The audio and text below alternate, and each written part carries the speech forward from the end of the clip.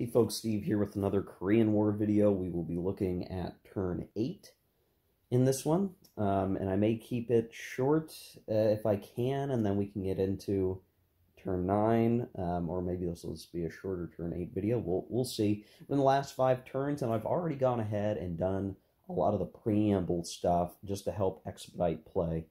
In terms of the global tension die roll, I can't believe it, but I once again rolled low enough that there is no global tension track increase. So put that in perspective, at almost since I've begun rolling it on turn 3, it's been somewhere between a 50% chance and, I don't know, something like that. Maybe somewhere between 50 and 60% chance, maybe 40 to 60, somewhere in that range, depending on modifiers.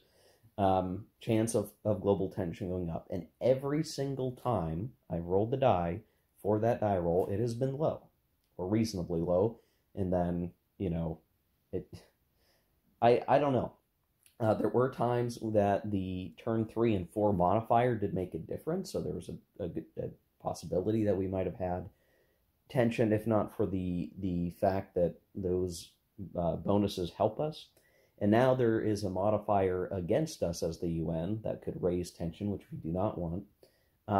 But this die roll was still clean and easy and good. So there's only, after this, there's only 4 more rolls for that. And if the tension can remain low, we could be looking at a really good getaway for the UN in terms of their VP, because it's often the global tension that suppresses the UN victory points. And so far, they've done well. Of course, they've done things to try to minimize impacts to the global tension, and maybe I'm now kind of rethinking as the communists that they maybe should have invaded Formosa to try to increase that tension, but kind of behind us now, at least for the moment. So I did that global tension stuff. I also did the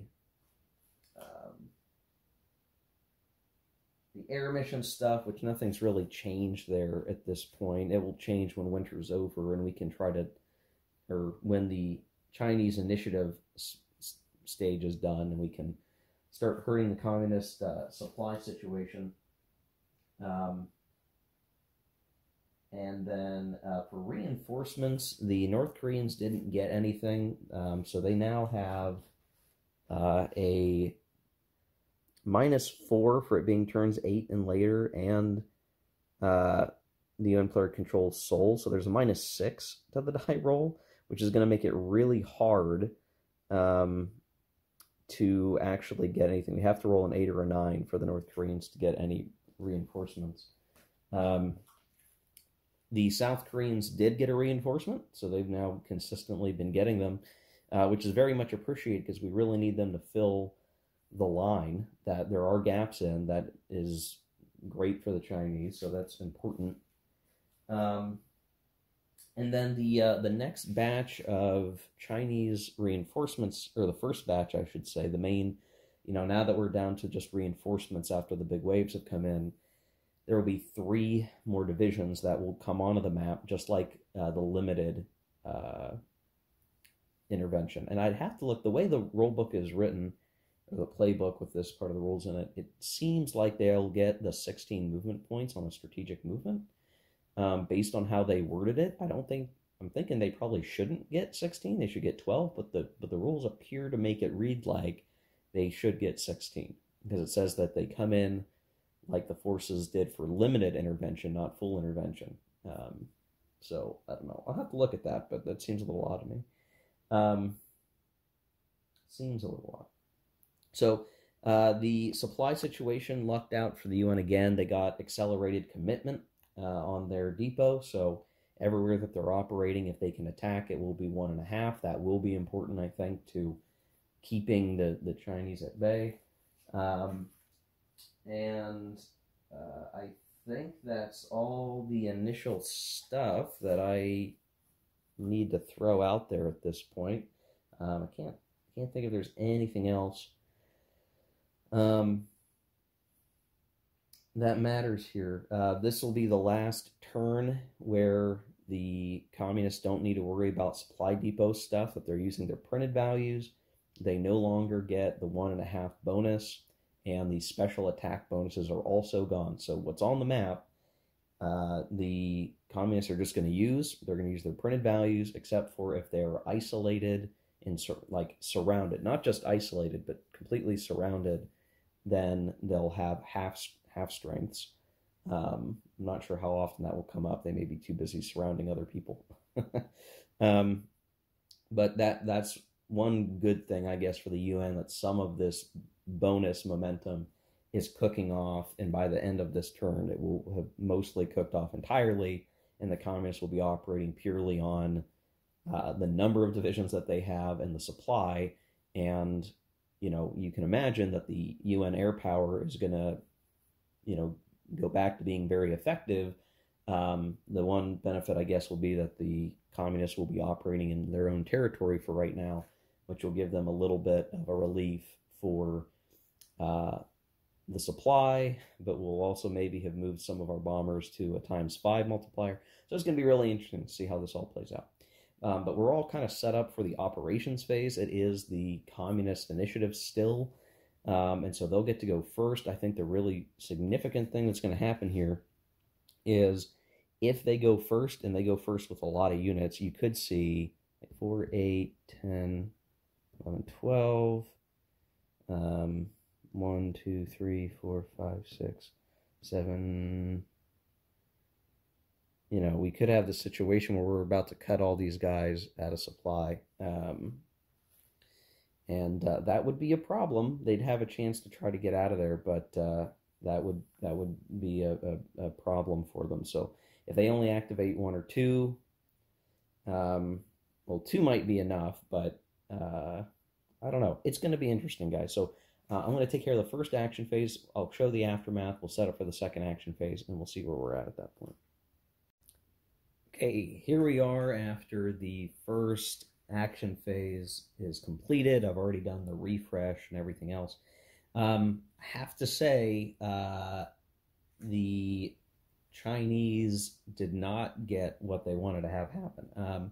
They almost did. They did almost get it. When I started off the turn, I rolled a 0, and they activated 1 unit, and it was not enough to outflank the UN forces, and they had been able to respond in kind enough to keep a grand encirclement. I mean, it was very real. I think that was kind of deciding the game at this point. The fact that they couldn't get that encirclement. If they did, that could have been disastrous and game ending in my mind, potentially. But it didn't happen. And I'll say that as far as the dice go, I mean, I'm not keeping track, so this is like anecdotal. I feel like the UN, when the dice really matter, have been coming out ahead on the dice. Now, some of that with combats is due to their advantage on modifiers, but even like the global tension die roll, I mean, gosh, it's like I've been rolling. I flipped a coin 5 times and got heads 5 times, almost. I mean, that's almost what it has been, and so they've lucked out for that reason. In a lot of combats where the Chinese are trying, they end up rolling really low, and they get like an A1 result, and then the UN forces counterattack in force, and they roll reasonably well and have the modifiers to get like a D2 in some cases, or even a D3 result. And so what that has in effect created is some cases where, like back here, you can see that's a 1 step, 2 step, 1 step, 1 step. Of course, we've pulled up some of the reinforcements, so they're a bit stronger. I mean, it doesn't even feel like there's quite the same fear of a Chinese wave now, because we've just been able to fend them off enough, send them reeling, that it's harder for them to come back and attack as they're so beat up. And I have situated myself a little bit better so that in this next action phase, the Chinese units can amalgamate, so these guys can amalgamate into a division, and so on. But that's just to have a better combined combat power. Soon it won't. All you're doing is moving steps around with amalgamation. combining steps to get stronger combined combat power. But it doesn't change the overall number of steps on the board. And as long as the UN can keep, properly counterattacking where it makes sense, they can chip away at the Chinese, and the Chinese can't get it back. I mean, that's just kind of the situation we're in. And I don't see much that's going to dramatically change the momentum of the game unless the Chinese can find a really good outflank maneuver that forces the UN to retreat. What's so interesting with this game system is, like, at this point, the Chinese can only really attack and get good modifiers by doing an all-out attack with a wave assault and get a +4. If the UN buys that down with some close air support, then maybe we're talking a +2. If they get lucky on the die roll, they could still heavily hurt a UN unit. But to do an all-out attack, they have to move adjacent. And some of the time, like they have to move adjacent. Whatever else they do, they flip. So they're fatigued after doing their movement. And, well, if they're fatigued, they're weaker on defense. And so it's a lot easier for, like, if the Chinese just walk up to fresh UN units, like the UN units can just punish them and hit them because they're fatigued, trying to get set up for an all-out attack. So even for the Chinese to get into a good position where they can do an all-out attack is hard. It's a little easier to do the intense attack. But again, the UN has been marshaling their forces so well that they still have a lot of armor. The close air support I'm using very selectively, almost always on defense rather than attack, because with attack I can usually get some bonuses from armor, so it's not as important. And just so far, I think tactically and combat-wise, the UN forces are just doing much better. I'm still waiting to figure out, like, where can something get knocked loose such that the Chinese are going to run away with something, but it's really hard to find. I think it's right now situational with the Zocs. I think here's going to be an obvious place to try to attack and create an outflank position, so they're still going to push on the flanks. They need to bring more guys down. I think outflanking is the only real path, because if we can get around the UN forces with numbers, come down, take Seoul, put a lot of guys out of command, and then maybe, kick out a couple of runners who are going to try to run and get to Busan or something, like that's maybe how we get some level of victory. But we got to make something happen. So still unclear how this will shake out yet, but those big UN stacks with assets and strong combat factors are scary. The accelerated commitment that was in place for this segment, and this marker is still here. I should have taken it off because I've not done the supply for the next turn yet. If the UN can get accelerated commitment again, it's just been great. They've been lucky in that. Another way that they've been lucky lately is they've been getting this accelerated commitment going by spending 2 supply points, and basically when the UN attacks, they're charged up. They've just got a lot of combat factors that when they can hit even 1 or 2 Chinese units together, defending together, they're still doing like 2 step losses, which makes it so that on this next action phase, like, these guys are back fresh, but they don't have enough combat power to hit back at the UN forces. Even full strength divisions are having a hard time putting a dent on these guys. And I will say this guy was a step 1 unit that got pushed back.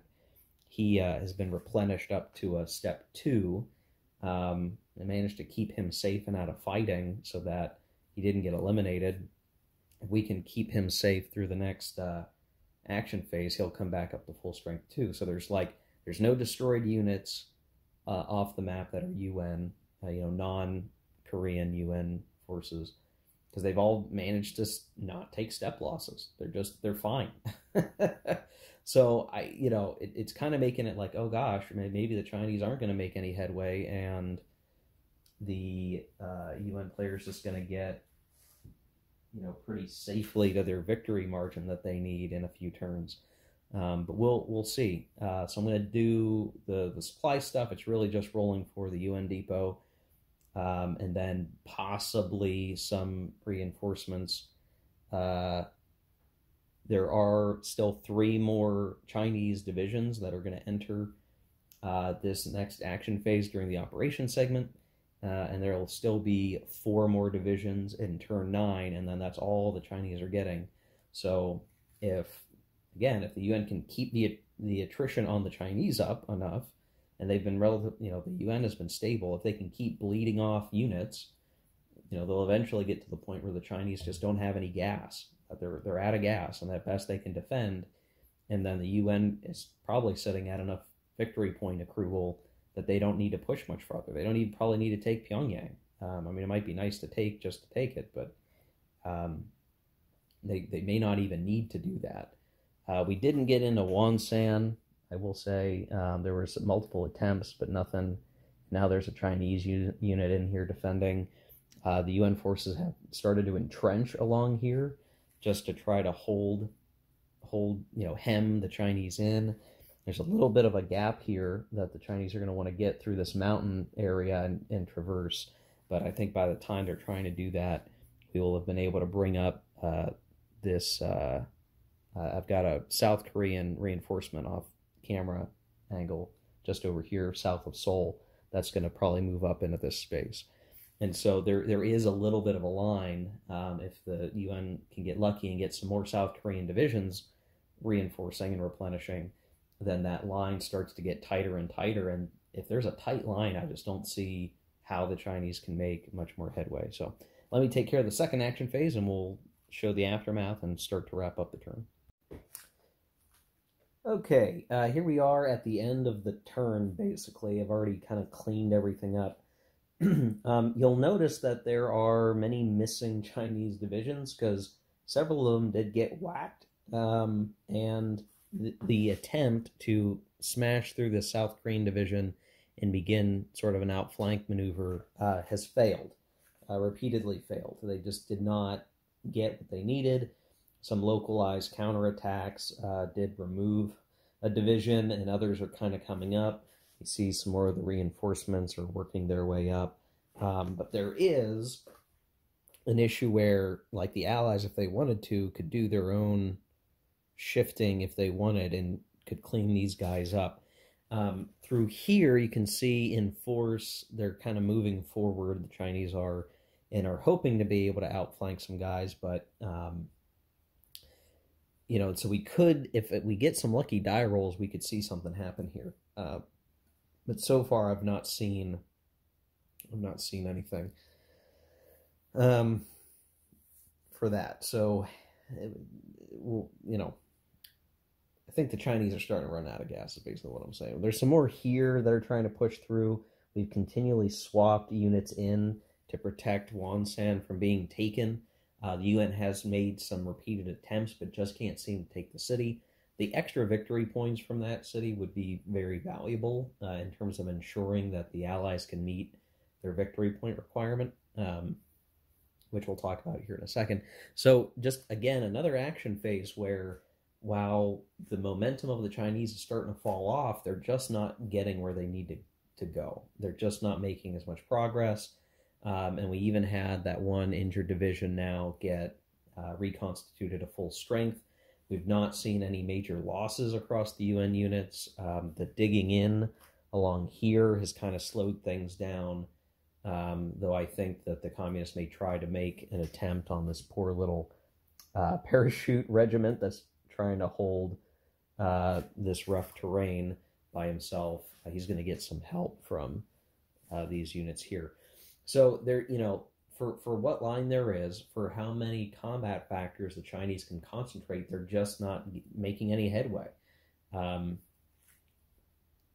I'm going to attribute a lot of this to the lack of a, I guess, decisive opening action phase, where, what I'm sure the game handles in the scenarios where you play the Chinese intervention scenario, you have UN units strewn across those northern provinces, all relatively unsupported, and then the Chinese come crashing down and can piecemeal destroy UN units. Well, they never had that opportunity here. As they came crawling down from the north, marching down, the way I see it is UN air power, sees them coming down through the mountains by this point, can see them coming. It's not as a surprise, right? And we're able to meet them on favorable ground with, interior lines of communication, well supported by, our various assets. It's just sending those guys down with not as much surprise, not as much sort of operational advantage.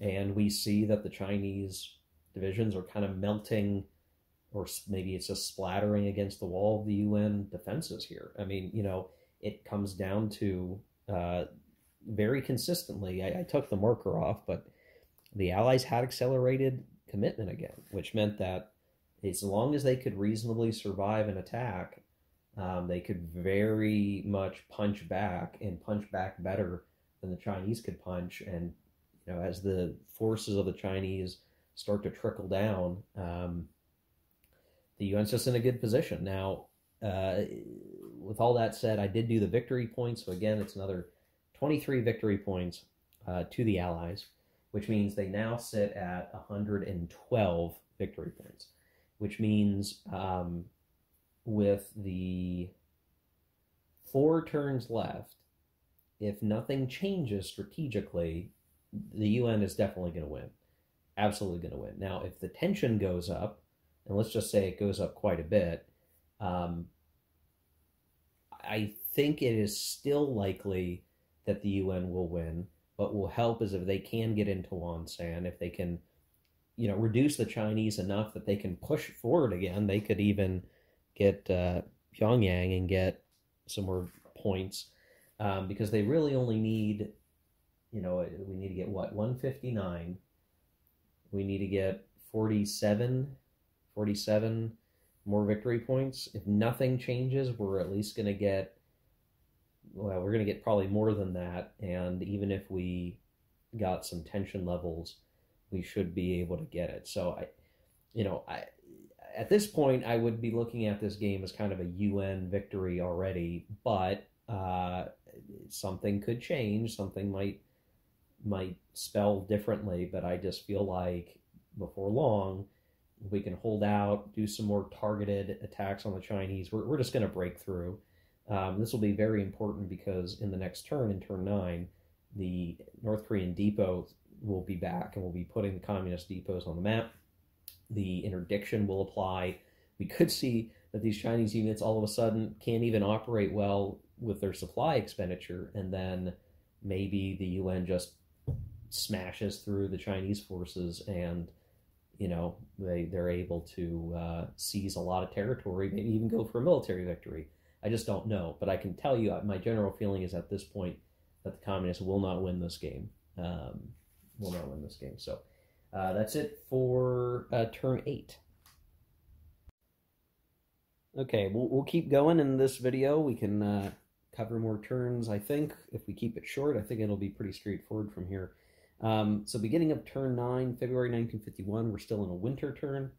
In terms of reinforcements, the UN gets some measly non-armor asset, which will only enter the game at this point if I peel a unit off the map and amphibiouly evacuate it, then bring it back, which I'm not going to do. If something dies, a UN unit dies and reconstitutes itself, then I'll bring it back, I guess, that way. But and we'll get one more non-armor asset as a reinforcement next turn, but I don't know that the UN finds that a very critical resource.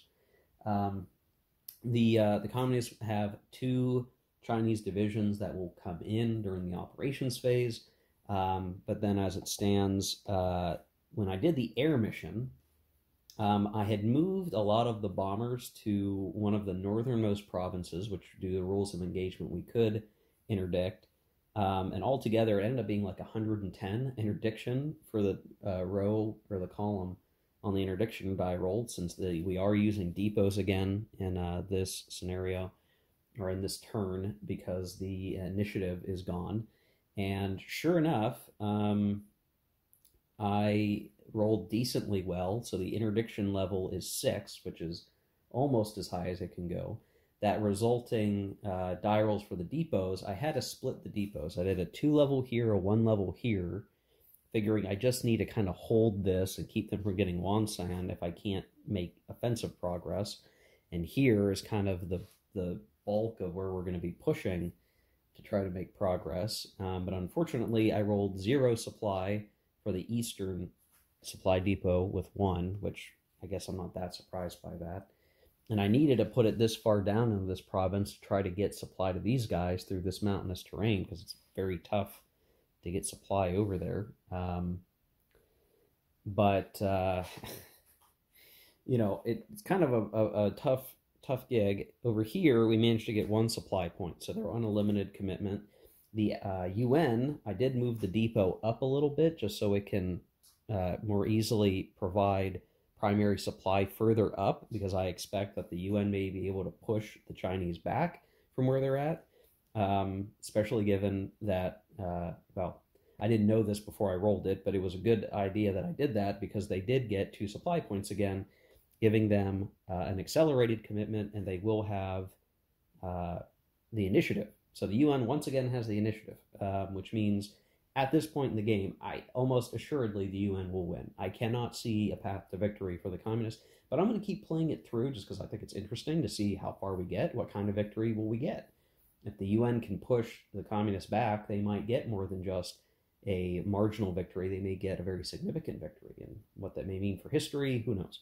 I should also point out that once again, unbelievably, with the die roll, the global tension level has not increased. Now, I've read after action reports of people playing this game and seeing like the tension level go really high, and they frequently get like global tension of like 4 or 5, and we're just not seeing it here. But I've basically been very careful to keep, one, I'm playing the historical stuff, so I'm not ratcheting up commitment. I'm not ratcheting up rules of engagement. I'm not kicking mobilization up higher or intervention higher, right? I've reached very stable levels that, on the whole, in terms of the columns that you're rolling on for global tension, give you a pretty good chance of not getting tension at all. So it is sort of paying off. If I were playing more loosely instead of the historical mode and said, I'm going to go in really hard, it's interesting how the game balances it, because it means, okay, you get more resources as the UN, but you're going to have to be a lot more aggressive with those resources and get more victory points, because it's very likely you're going to have more tension, which is going to offset your victory points, your victory point accrual. So it's an interesting dynamic, and again, is really important. What makes this game good is that it's, and well, maybe good's maybe not the right word, even though I do think the game is good, that it strikes that balance between it's an operational game and yet it's a strategic game. You're making strategic decisions that will matter over the course of the campaign. Again, that differentiates it from OCS Korea, because you really just don't have that kind of, give and take calculation of the risk management situation, which I like that. I like that this game incorporates that quite a bit. In this case, I think the cards have just come up really well. The die rolls have come up well for the UN, and that's just given them enough advantages. Maybe even like the coincidental circumstances of early Chinese intervention, and the U.S., and their allies were not deep in North Korean territory. Maybe that came out to advantage the UN player, and they've been very careful to be, the good guys. They didn't have a chance to become the invaders necessarily until now, but even then, that was more of a response. So if you were looking at it from like the strategic headline global perspective, it's like, yeah, the communists invaded South Korea. The UN forces have sort of rectified the invasion. They've pushed into North Korea to offset the Chinese that invaded, or the Chinese who intervened before a UN soldier stepped foot in North Korea. So just sort of we had to go into North Korea to protect the capital of South Korea. Like, all that narratively makes sense to me in terms of how we're playing this out, and what are the relationship between the strategic stuff and the operational stuff. So very cool. Anyway, we're going to get underway here with the first action phase. I think we're ready to go. I've got everything set up, so I'll take care of that, and we'll show the aftermath. Okay, here we are after the end of the action phase, the first action phase. I'm not done flipping all the units back yet, but you can see um, the situation is not good for the communists. I think I mentioned that before. They're basically realizing we're not going to get anywhere. I mean, I'd even be saying like right now, arguably talking about armistice, um, realistically, but you know, again, localized counterattacks. And one significant change you'll notice is Wonsan has been taken. This unit basically operated in a way that it did multiple attacks, multiple normal attacks, and just the modifiers eventually forced the unit out, and they took Wonsan. Um, the North Koreans, Chinese, communists, whatever, really weren't in good shape to counterattack by that point in the turn due to other movements. And so, once this guy entrenches, which he probably will, that'll be another significant boost. That's a whole 4 victory points, which is basically a cushion for any tension that increases. And so we've really functionally got, a line that goes from here down to here. We can sort of begin to pull these guys up a little bit.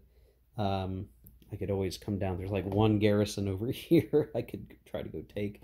But then otherwise, I can swing these guys up this way, kind of adjust the line, and, kind of say that all of this territory would get annexed by South Korea at the negotiating table. I'm still willing to play through things.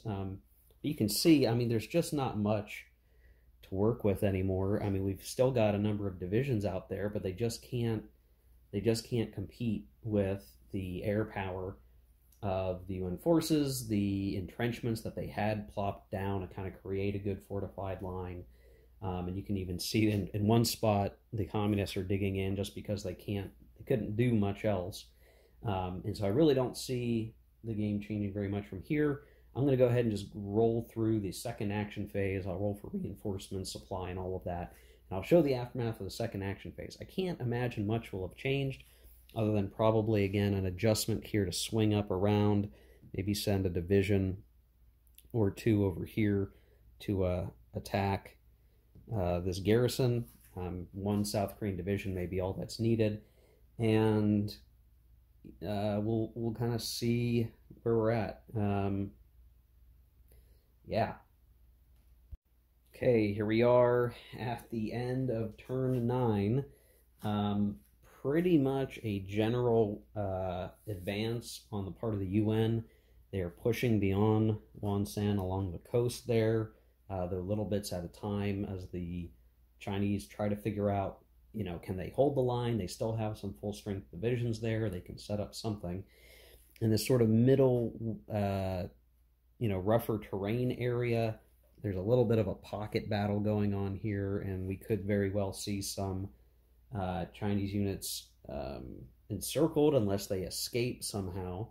But generally, there's a strong contingent of UN forces here pressuring those guys. The other strong units making an advance here, sort of cutting off this peninsula area that juts out.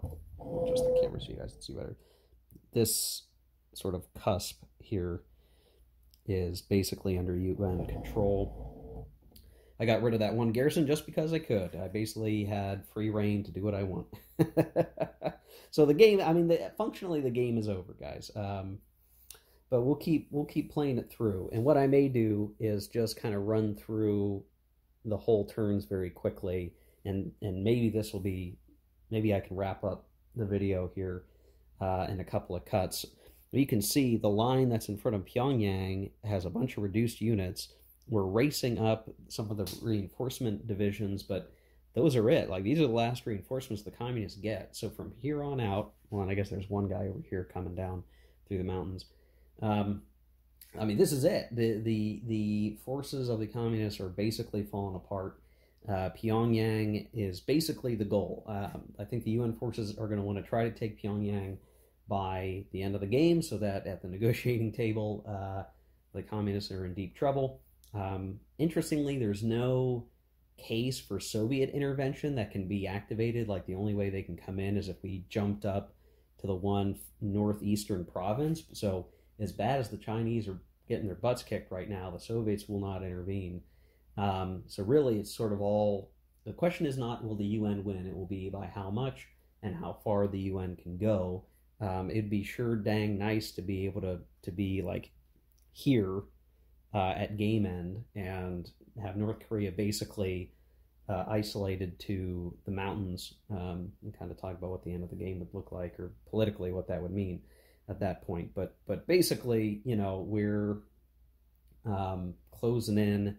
Every time the UN gets to go, they're dealing step losses. They've not taken much in return at all. It's just really bad. This would be unfun for a communist player, but I'm playing for both sides, so it's fine. So I'm going to run through, basically what I'll do here is I'll just stop recording until the end of turn 10, and we'll talk about the results of turn 10. There's really not much in the way of reinforcements for the rest of the game, so what is on the map is all that there is left to fight, other than amalgamations that may take place. I did do a few of those, may do some more here before the end. Actually, these guys should have and could have, I think, amalgamated. So I'm just going ahead. I'm going to go ahead and do that right now. Let's see. We'll do an amalgamation here. Maybe here's the better spot for it. I don't know. Anyway, so we're really at the tail end here, guys. Tail end of the game. And we'll see how it goes. I'll come back after turn 10. Sorry, guys, I lied. I did want to say, so here at the end of turn 9, the victory point value, we gained at 27 as the UN, so that means we're at 139. So one more turn and we'll be for sure going to win, and everything else. So we'll see what happens. But 139 at the end of turn 9, still got 3 turns to go. Could be a pretty major victory at this point. Okay, here we are after the end of turn 10, and basically the Chinese army has been totally obliterated. There's a handful of divisions still on the map. The UN forces have surged through Pyongyang. They are now reaching the point where they're going to be going up to the border. So, they're right here, up to there, possibly over to here. They're going to continue to rack up the victory points here through the last 2 turns of the game. It'll be interesting to see the pure number, because at the end of this turn, they just racked up 33 more victory points. So they're at 172, which is pretty great. Still no tension yet. And we're probably not going to, even if tension goes up, the victory point accrual is just going to be so great. There's nothing to stop the Allies now. I mean, just period. There's nothing to stop them. They are basically in shape to be able to wipe out the remaining communist divisions on the map. There is nothing else that's going to come in to save the communist. Overwhelming force, total destruction. And I'm still going to play through it because it's fun to kind of watch everything collapse. Just how far can we get in the next 4 action phases? I'll show you the progress at the end of turn 11 here in just a second. Okay, here we are at the end of turn 11, and basically every single communist unit is off the map except for garrisons. We have captured a production center here on the border, as well as one over here. The rest of the units are kind of spread out. We did kind of smash our way through here. We're fighting up, we're going to be up against the border, I guess, of the uppermost provinces. There's basically just a couple more production centers on the board. The end of the turn saw us go to 220 victory points now. And I will say, not that it helps the communists at this point, but the global tension went up by 1 the first time all game. We rolled a 9, which was a 10, which was enough to give us 1 tension level, which actually means we actually go, no, we're not actually at 220. I apologize. We're at 216.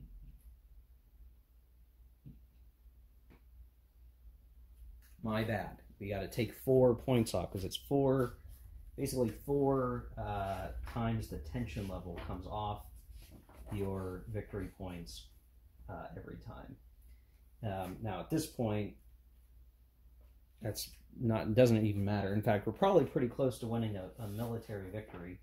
The areas needed for that, let's see, controls all 7 of the following cities. The 2 consecutive action phases: Seoul, Pyongyang, Wonsan, Hamhung is, where's him? We got Hamhung, Hungnam. Yeah, we got Hungnam. Sinwiju, we got it. Mampo, we got it. We have all of those. And we picked up a couple of those just this action phase, so that's sort of one action phase at the beginning of turn 12. I mean, you know, it's an automatic military victory, right? The whole concept of victory points doesn't matter now. So as soon as we go into the turn 12, I'm not even going to do this because to me there's no point now, because there's no more enemy units but garrisons. We've won. We've bled the communists dry, and maybe they should have been retreating back even further. But I think at that point we would have called the game. So it was kind of fun, I guess. You know, the turkey shoot here of taking out Chinese divisions that eventually just couldn't fight back. I don't know.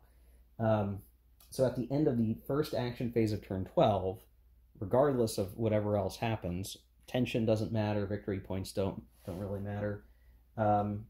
We win a military victory. Due to victory points anyway, it still would have been a decisive victory. So this campaign, while I probably would not have guessed it, you know, when we were defending, you know, we lost Pusan for a hot second there in the game, and took it back. Like, I would have thought the UN was going to lose. But they came all the way back, and just because of better board position, good use of their general armor assets, they were able to win. And the Chinese just couldn't do what they needed to do to stay in it and to push the UN back, which eventually led to the attrition of the Chinese forces to the point where there was a general collapse of the line. Now, this decisive victory, I mean, what do you think would happen historically, right? I think given that a huge number of Chinese, effectively corps and armies were destroyed in Korea, that the country is predominantly held by UN forces and South Korean forces, I could see this being a situation where just in terms of what is going on, maybe Korean unification, like, you know, in my head, I'm like, okay, you know what? It's this decisive. The Chinese response was totally dismantled. They did a poor job. You know, the UN forces didn't even lose that many men, all things considered. The Republic of Korea is armed. They have many divisions on the map now to defend themselves.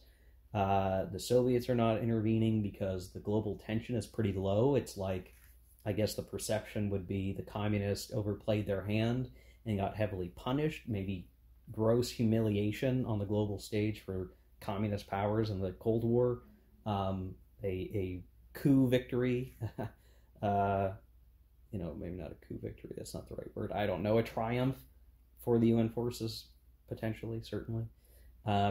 So yeah, I think maybe it's conceivable that if there's a Korean unification, or at worst, these most northern provinces, like, well, if I were to use the air map, you can see there's a lot of air action going on. Like, maybe this, damn glare, this row of hexes maybe becomes like a little communist buffer state, or like neutral zone between China and the rest of Korea. But like South Korea would, like Korea, the country, the Republic of Korea would encompass, all of this territory, maybe. I mean, I don't know. We're talking about ahistorical stuff. So, at the negotiating table, what do you think, right? Like, do they just take control of the whole country? Does China, like, give the rest of the country, but say they get to keep Hamgyongpukto? I don't know. But certainly a better position than what happened historically. And for that, I think the UN forces can be mighty glad. So there you go, guys. That is the rest of the turns. We're wrapping up the campaign.